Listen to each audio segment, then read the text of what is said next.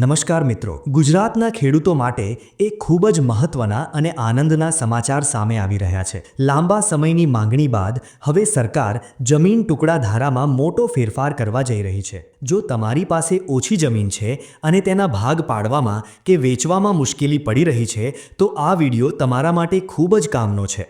આજે આપણે સમજીશું કે આ નવો ટુકડા ધારો શું છે અને તેનાથી ખેડૂતોને શું ફાયદો થશે.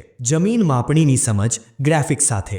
મિત્રો, જમીન વિશે સમજતા પહેલા તેના માપને સમજવા જરૂરી છે. ગુજરાતમાં સામાન્ય રીતે જમીન ગુંઠા, વીઘા, એકર અને હેક્ટરમાં માપવામાં આવે છે. 100 ગુંઠા એટલે 1 હેક્ટર, 40 ગુંઠા એટલે 1 એકર, પરંતુ વીઘાનું માપ અલગ અલગ હોય છે. જેમ કે ગાયકવાડી શાસન મુજબ 24 ગુંઠાનો 1 વીઘો ગણાય છે, જ્યારે અમુક વિસ્તારોમાં 16 ગુંઠા કે 13 ગુંઠાનો પણ વીઘો હોય છે. જૂનો કાયદો અને ખેડૂતોની મુશ્કેલી. અત્યાર સુધીનો નિયમ એવો હતો કે જો તમારી પાસે પિયત જમીન હોય તો મિનિમમ 1 એકર અને બિનપિયત હોય તો 2 એકર જમીન હોય તો જ તમે સ્વતંત્ર ખાતેદાર બની શકતા હતા.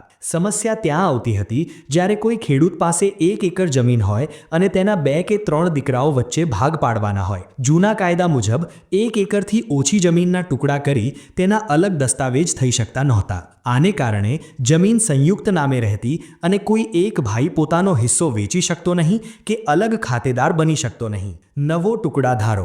શું બદલાશે? હવે સરકાર જે નવો ટુકડા ધારો લાવી રહી છે તેમાં આ મર્યાદા ઘટાડી દેવામાં આવી છે.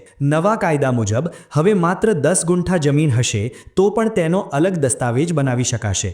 આનો અર્થ એ થયો કે 1. નાના ખેડૂતો હવે પોતાની ઓછી જમીનના પણ અલગ દસ્તાવેજ કરી શકશે. 2. 10 ગુંઠા જમીન ધરાવનાર વ્યક્તિ પણ હવે સ્વતંત્ર ખાતેદાર બની શકશે. 3. જમીન વેચવી કે ખરીદવી હવે ઘણી સરળ બની જશે, કારણ કે નાના ટુકડાઓનું પણ કાયદેસર વેચાણ થઈ શકશે. ખેડૂતોના હિતમાં લેવાયેલો આ નિર્ણય ખૂબ જ આવકારદાયક છે. આનાથી હજારો ખેડૂત પરિવારોના સંયુક્ત ખાતાના પ્રશ્નો ઉકલાઈ જશે અને દરેક ભાઈ પોતાના નામે સ્વતંત્ર દસ્તાવેજ ધરાવી શકશે.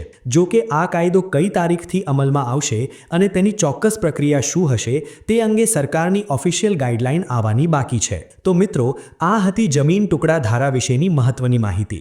આ માહિતી દરેક ખેડૂત મિત્ર સુધી પહોંચાડવા માટે આ વિડીયોને અત્યારે જ શેર કરો. જો તમને આ માહિતી ગમી હોય તો વિડીયોને લાઈક કરો અને આવી જ વધુ અપડેટ્સ માટે અમારી ચેનલને સબસ્ક્રાઇબ કરવાનું ભૂલતા નહીં.